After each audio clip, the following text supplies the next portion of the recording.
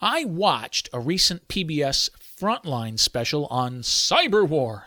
My wife thinks I've mellowed out with age. I didn't scream at the television set like I usually do. No, I didn't scream. But I did take some incredible notes during the show. I learned lots of new things, too. Let's see how closely your observations compare with mine. I learned from this PBS special on cyber war that an armed policeman stands guard over the official website of Mountain View, California.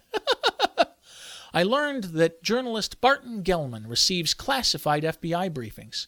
I also learned that he gets to read classified CIA briefings.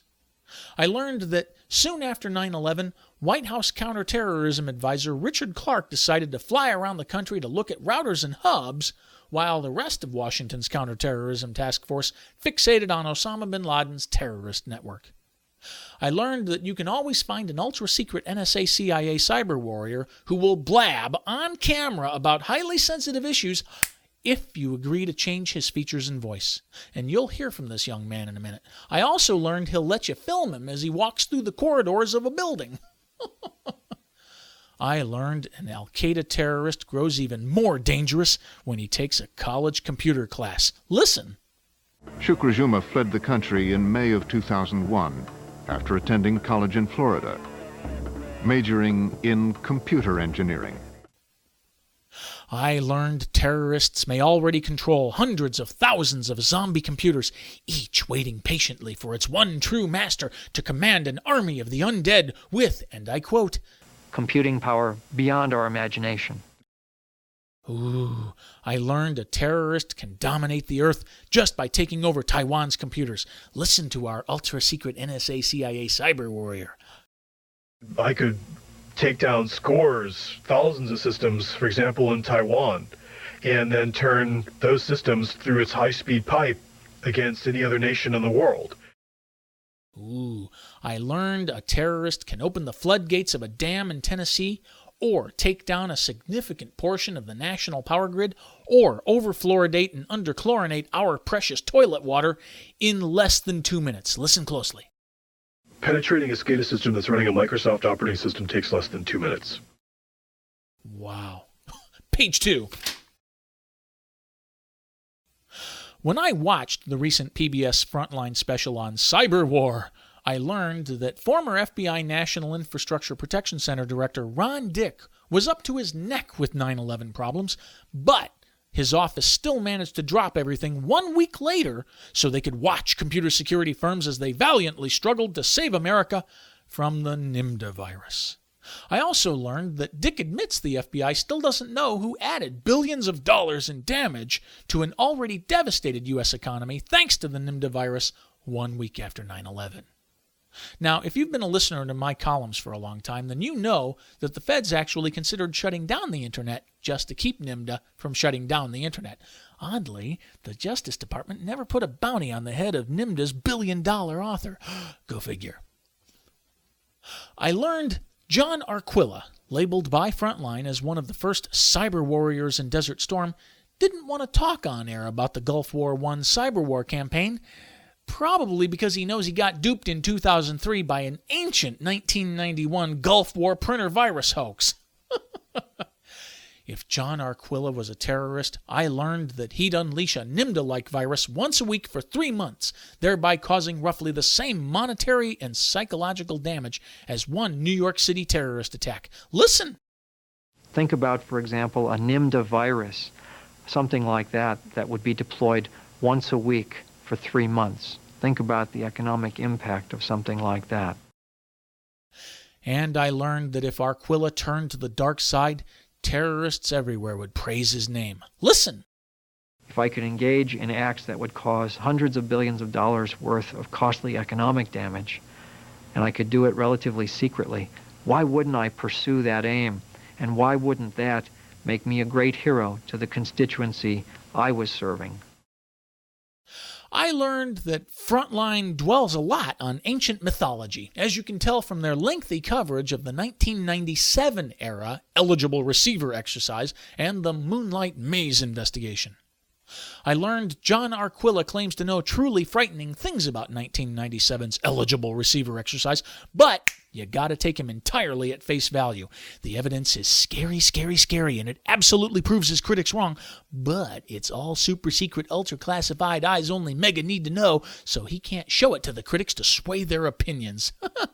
This from a man who got duped in 2003 by an ancient 1991 Gulf War printer virus hoax. I learned that SCADA dominated a large chunk of the show. If you don't know what SCADA stands for, the acronym stands for Speculating Creatively About Dastardly Attacks. Page 3. Yes, when I watched the recent PBS Frontline special on cyber war, I learned that power grid expert Joe Weiss fears terrorists can remotely shut off electricity to as big of an area as you want for 6 months or more, and he wouldn't even call that an absolute worst-case scenario. Listen. I wouldn't even say absolute, but a very worst case could be loss of power for 6 months or more. Over how big a area? Big as you want. Yes, you think deadly blizzards cause significant regional power outages? Bah! Just wait until Al-Qaeda gives you a 3-finger salute in the middle of January. I learned you can always tell when the bad guys infiltrate your network because they cover their tracks with Krusty the Clown screen icons. In fact, the U.S. Navy sends officers to postgraduate school so they can learn how to protect the fleet from Krusty the Clown. Listen. Red, I have an indication of F-14 down. There is a clown head appearing at that location. Request assistance. Roger. I learned that dozens of professors and Beltway bandits signed a letter to the president to offer their services, for a fee, to stop cyber terrorists from using the internet to damage, and I quote, the national psyche and economy more broadly than did the September 11th attack. You can't Google for that letter on the web, I regret to say, but we do have a link to it at vmyths. That's vmyths.com. I learned from the PBS special that manicured voices dominated the show. Richard Clark, John Arquilla, Ron Dick, narrator Will Lyman, and others want you to understand the gravity of the threat, so they use good diction, perfectly modulated speaking tones, generic American accents, strong phraseology, formal metaphors, and a carefully measured, almost rehearsed cadence. Those rare few who call it hype tend to sound blasé and aloof, and they rely far too much on casual or even humorous metaphors. Listen. One easy test for cybersecurity is to ask yourself the following question: could Godzilla do it? Oh, and they also tend to suffer from verbal hiccups and clutch phrases and false starts and rasps and lisps and tongue clicks and all the other little things that tell you that they don't really care about cyber terrorism. At the end of the show, I learned that Richard Clark at the White House is a muse. He said, I'm not going to quote him directly here, I'll just tell you what he said. He said that every single time throughout recorded history, without a single exception, mankind learned its lessons the hard way numerous times about the dangers of every single technological advancement. I want mankind to learn just once the easy way about the horrifying dangers of the internet while I'm still alive, so I can take ex post facto credit for saving a third of humanity from those cyber terrorists and cyber wars I constantly screamed about before 9/11. Good one, Richie. Page 4. So, what were the 3 most important things I gleaned from this recent PBS Frontline special on cyber war? Well, number 3, I learned that a somber music soundtrack can set the mood and focus the mind during a naval cyber war game. Listen. Okay, game start. 5, 4, 3, 2, 1. Game on. Orange has Fab 584 launch. Roger, roger. Purple clear picture. Okay.